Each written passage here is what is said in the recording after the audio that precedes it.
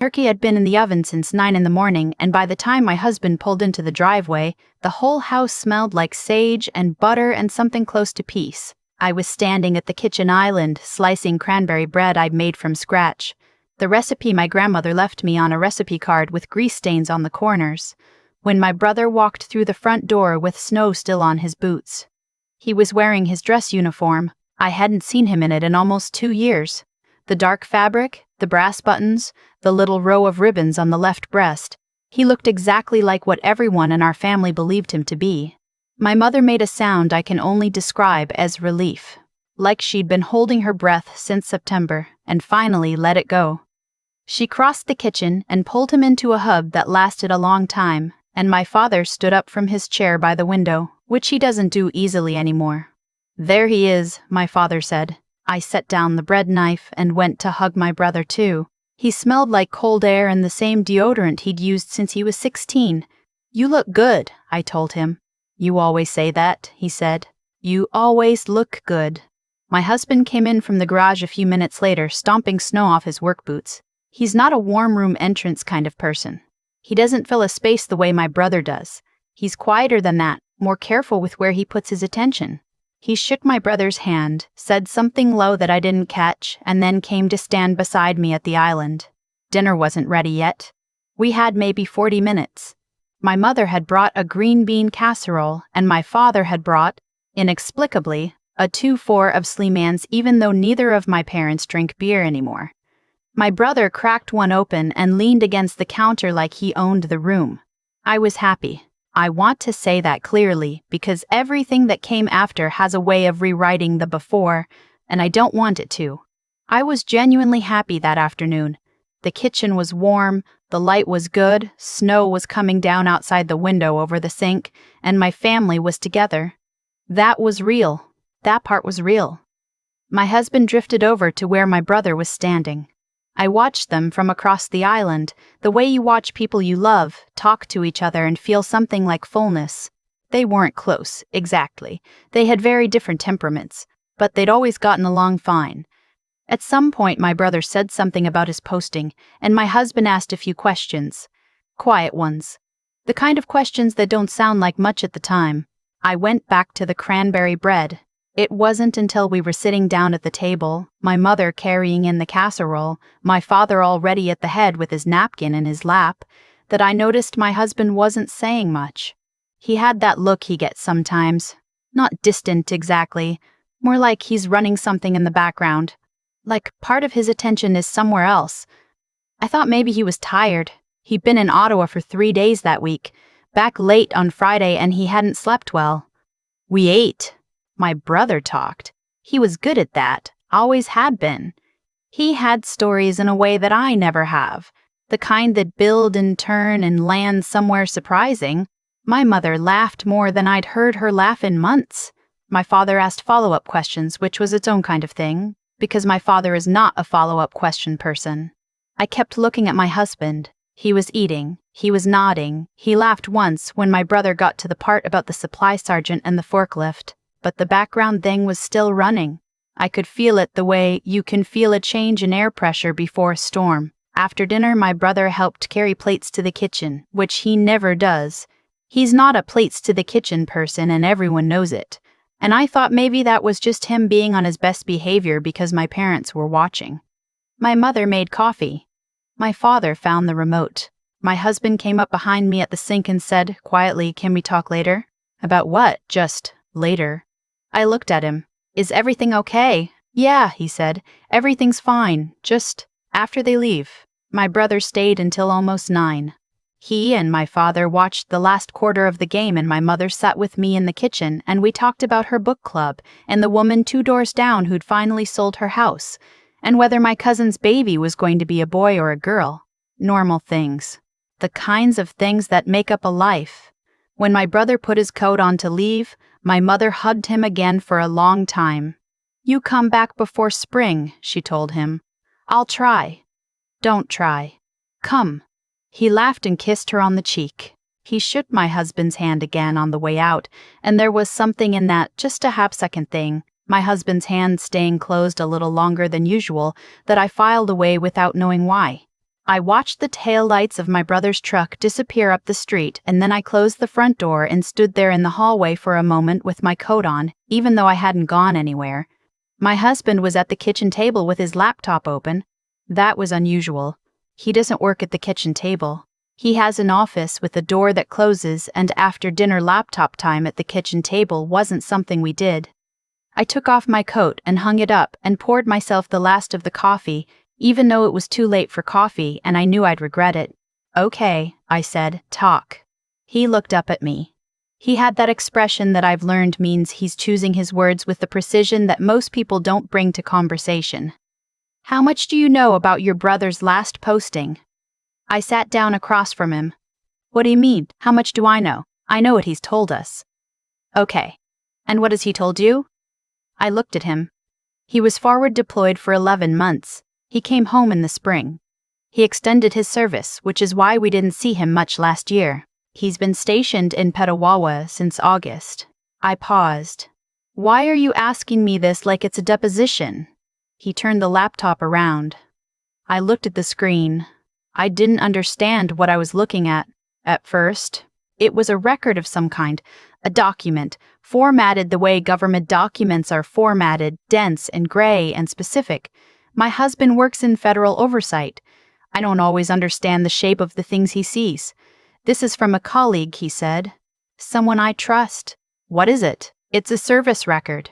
I looked at it more carefully. I saw my brother's name, his date of birth, his enlistment date, which matched what I knew. And then a line further down that didn't. I read it twice. "I don't understand," I said. "Which part?" "The discharge date. This says he was discharged 14 months ago." I lipped up. "That's not right. He was still active last spring. He told us about the extension." My husband didn't say anything. I looked back at the document. I found the classification field. I found the reason code beside the discharge. There's a difference between reading a word and understanding it. I read the word. It took another few seconds for me to understand it. "This has to be wrong," I said. "This has to be someone's records got mixed up, or—" "It's not mixed up," my husband said. "How do you know that?" "Because I checked, twice, before I said anything to you." I pushed the laptop back toward him, not hard, just back. The kitchen was very quiet. The refrigerator hummed. Outside, the wind had picked up and was pushing snow against the back window in small, restless waves. "He was wearing his uniform today," I said. My husband nodded. "He comes to dinner in his uniform and shakes your hand and sits at our table and tells my parents." I stopped. I pressed my hands flat on the table. "He told my father about the promotion. In August, Dad was so proud. He called me that night to tell me, like I hadn't been right there." "I know. That was 4 months ago. If this is right, he'd already been discharged by then." "Yes." I stood up. I didn't know what I was going to do when I stood up. I just couldn't sit anymore. I walked to the window over the sink and looked out at the backyard. The light above the garage was on, the one that automatically trips when there's motion, but there was nothing moving out there. Just the snow in the dark. "What was the reason?" I asked. My back was still to him. "The code. What does it mean?" He was quiet for a moment. "It's not honorable," he said. I closed my eyes. I didn't call my brother that night. My husband suggested I wait, and I agreed, and then I lay awake until almost 3 in the morning staring at the ceiling of our bedroom while he breathed evenly beside me. I know my brother. I've known him my whole life. I was 7 when he was born, and I carried him on my hip until he was heavy enough that my back hurt and I didn't care. I taught him to ride a bike in the parking lot of the church on Gary Street. I drove him to hockey at 5:30 in the morning more times than I can count because my parents both worked early shifts and somebody had to. I know the shape of who he is. I know how he tells a story. I know how he sounds when he's embarrassed. I know that he cries at commercials and would rather cut off his hand than admit it. I know that he is generous and funny, and occasionally thoughtless in the way that people who've always been loved become thoughtless because they've never had to work very hard for it. I also know that he spent most of his 20s trying to be something specific, something he'd built in his own head out of whatever 12-year-old boys build those things from, and that it mattered to him in a way he could never quite talk about. The service wasn't just a job. It was a story he was telling about himself. And I was lying in the dark thinking, what happens when the story isn't true? I called him the next morning. He picked up on the second ring. Hey, he said. He sounded normal. Morning normal. Are you free today? I asked. Yeah, mostly. Why? Can you come over? A pause? Short, but I heard it. Sure, he said. Everything okay? I just want to talk. Come for lunch. He got there at noon. I made soup because making soup gave me something to do with my hands and I needed something to do with my hands. My husband was at work. I'd asked him to be because I thought this conversation needed to happen without a witness. My brother came in with his coat on, took it off, hung it on the hook by the door the same way he has since he was old enough to reach it. He sat at the kitchen table and accepted the coffee I handed him. I put the soup on the table and sat across from him. What's going on? He said. I looked at him, at his face, which I know the way you know a place you grew up in. The specific slope of it where the light lands, which expressions mean what. My husband found something, I said. His face didn't change. Not exactly. It did something more subtle than that. Something behind his eyes went still. Found something. A service record. The room was quiet. The soup steamed between us.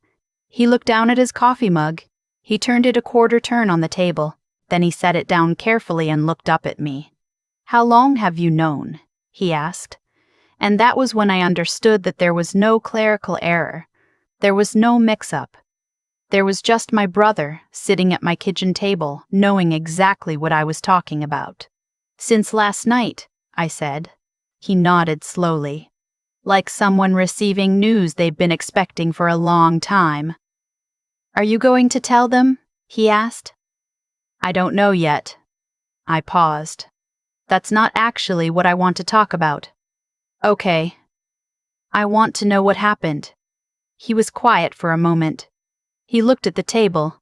Outside, a plow went by on the street and the room filled with that grinding sound, and then it was quiet again. It was the second tour, he said. He talked for a long time. I didn't interrupt him. The short version is this. He made a choice under pressure that he shouldn't have made. It involved following an order he knew was wrong, and it involved looking the other way at something he should have reported, and it involved a specific incident that he described in careful, stripped-down language that I understood was the only way he could get through telling it. By the end, he was sitting very still, both hands around the mug, not looking at me. And then, I said, and then there was an investigation, and I was discharged. When did you know it was coming? I knew for about 6 weeks before it was final. I thought about the timeline. I thought about the phone calls we'd had during those 6 weeks, and the Sunday dinners where he'd been distracted and I'd chalked it up to the pressures of the job. I thought about the promotion he'd mentioned at dinner in August, 3 months after the discharge date on the record. The promotion, I said. He looked up. You told Dad you'd been promoted. In August. He pressed his lips together. I know. Why? It took him a long time to answer. Because he stopped. You know how he looked at me. You've always known how he looked at me. You've always known how he looked at me. And I couldn't figure out how to. He shook his head. I kept thinking I'd find the right time. And then the right time kept not coming and it got harder. And then it had been 4 months and you put on the uniform and came to Thanksgiving dinner. He didn't say anything. I stood up and went to the window. The same window I'd stood at the night before, looking out at the same backyard. The snow from yesterday had settled and the tracks from the garage were already filled in. I'm not angry that you made a mistake, I said. People make mistakes under pressure. People make decisions in the field that don't hold up afterward, and that's real, and I understand that isn't simple. I turned around. I'm angry that you let us celebrate something that wasn't true. I'm angry that you sat across from Dad and watched his face and let him feel proud of something you'd invented. I'm angry that I've been defending you to people who asked why we don't see you more, and the whole time you were carrying this and not saying a word. He looked like he was about to say something. I'm not finished, I said. I stopped. I felt my throat do something complicated. I'm also really glad you're here, in this kitchen, talking to me. Because you're my brother, and I have loved you since before you were born, And whatever has happened, that is not something I'm capable of undoing. He put his head in his hands. He didn't cry. Not exactly. But the sound he made, quiet, small, contained in a way that cost him something, landed in me the way true things do. I came back to the table and sat down. "What do we do about Mom and Dad?" he asked, eventually. "You tell them." He looked up. "I'm not going to do it for you," I said, "and I'm not going to keep the secret for you, but I'll be there when you do." He nodded slowly. "Okay," he said, "and you need to figure out what comes next, not the story you tell, the actual next thing. If there's a path back, if there's some kind of process, some way to address what happened, then you start there. You don't rebuild on a lie." He was quiet for a moment. "I don't know if there's a path back." "Then you find out." He told my parents 3 weeks later, the Sunday before Christmas, at their house on the other side of the city. I drove him there. He asked me to. We sat in the parking lot of a coffee place on Portage for 20 minutes before we went in, him looking out the window, me not pushing. I don't want to describe what happened inside in too much detail. That part belongs to my parents, not to me. But I will say that my father was quiet in a way that scared me at first, and then he asked 2 questions and sat back in his chair, and after a long time he said, "Okay, now we know." That was it. My mother asked my brother if he was seeing someone, a counselor, she meant, not a romantic partner, and he said no, and she said he should. On the way home, he looked out the passenger window for most of the drive. When I pulled up to his building, he sat there for a moment without moving. "That was the worst thing I've ever done," he said. "And also, maybe the first honest thing I've done in a year and a half." "I know," I said. "I don't know how to thank you." "You don't have to thank me. Just don't make me do it again." He got out of the car. He turned back to look at me once through the window, and I lifted a hand, and he went inside. It's been several months now. My brother is no longer wearing the uniform. He's been working at a logistics company outside the city, something unglamorous and practical that he found through a friend of a friend, and when I ask him how it's going, he says, "Fine," in a way that sounds like he means it. He's seeing someone. My mother asks about her every time we talk. My husband and I had a long conversation a few weeks after everything came out about how he'd found the record in the first place, whether he'd been looking, whether his work had crossed a line into our personal life in a way I wasn't comfortable with. It was a real conversation, the kind where you don't know where it's going to land. What he told me was that he hadn't been looking, that it had come across his desk as part of something else, and he'd recognized the name, and he'd had to make a choice about what to do with it. He said he'd thought about it for 2 days before saying anything to me. I believed him. I believe him now. But it shifted something between us too, a little, the way real things do. Not badly, just knowingly. We're careful with each other in a way we maybe weren't before. I think that's probably good. My father has not mentioned any of it since the Sunday before Christmas. My mother mentions it exactly as often as seems useful. She is the more sensible of the two, about most things. And I think she's decided that what my brother needs now is forward motion, not archaeology. I think she's right. I am someone who used to believe I knew my family. I still believe I know them. Maybe more than I did before, which sounds strange but isn't. Knowing someone's failure, knowing the specific shape of the thing they couldn't hold up under, is its own kind of intimacy. My brother made choices I wouldn't have made. He let a story run longer than it should have. He sat at our table in a uniform he no longer had the right to wear, and watched my parents' faces and didn't say a word. And also, he told the truth when I asked him to. He showed up on that Sunday and sat across from my father and said what he'd done. He put the beer can down. He'd been drinking more than usual. I'd noticed it over the fall, and he started, slowly, to build something that might actually hold. That's not nothing. I made the cranberry bread again at Christmas from my grandmother's recipe card with the grease stains on the corners.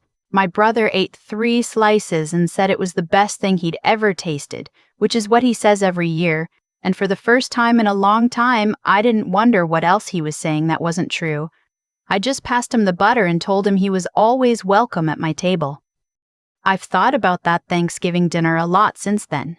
The turkey, the sage, the snow coming down outside, my brother in his uniform at the kitchen table, telling stories that made my mother laugh, and me, across the island, feeling something I'd call happiness without hesitating. That part was real. I keep coming back to that because I think it matters. The happiness wasn't built on a lie.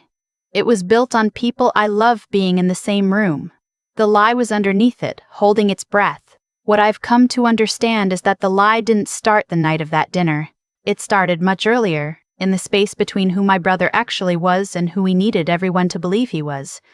And the longer that space went unfilled by truth, the more it cost him, not just in practical terms, but in something harder to name. He was carrying the weight of a version of himself that didn't exist anymore, and that kind of weight changes a person. You can see it if you know where to look. I didn't know where to look, but my husband did, and I think a part of me had been not looking on purpose. That's the thing I had to sit with. I'm not someone who misses things. I notice when people are off. I noticed it in my brother over the fall, the drinking, the distraction, the way he deflected certain questions just a half second too quickly. I noticed, and I filed it away under stress because the alternative required a courage I wasn't ready to spend. My husband didn't have that problem. He saw the file. He thought about it for 2 days. And then he told me, not to protect his own comfort, to protect mine and my family's, even knowing that the telling would cost something. That's not a small thing. I've thought about it since, what it takes to hand someone information they didn't ask for and that will hurt them. It takes a kind of clear-eyed care that I respect more than I know how to say. And my brother, sitting across from my father on that Sunday before Christmas, saying the words out loud, that took something too. He'd built the whole architecture of his identity around a story, and he had to dismantle it in front of the people whose approval mattered most to him in the world. That's not a small thing either. What I keep returning to is this. The truth came out not because circumstances forced it, but because someone chose to say it. My husband chose. My brother chose. And I chose to ask the question directly instead of waiting to see if it would resolve on its own. Those choices cost all of us something. They also gave us something the silence never would have. I'm not interested in pretending that the hard thing and the right thing are always the same. Sometimes they are and sometimes they aren't, and the work is in telling them apart. But in this case, looking back at it now, I think they were the same. I think the truth was always going to come forward eventually. The only question was whether we'd choose it, or whether it would be chosen for us. My brother is doing better. Not perfectly. Better. That's honest. I passed him the butter and told him he was always welcome at my table. I meant it then. I mean it now.